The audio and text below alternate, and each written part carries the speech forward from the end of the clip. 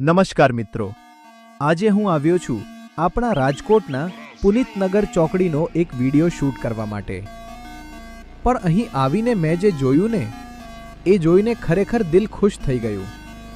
તમે જુઓ, અહીં આ લોકો જે રીતે વ્યવસ્થા સાચવે છે અને સેવા કરે છે એ જોઈને આનંદ થયો।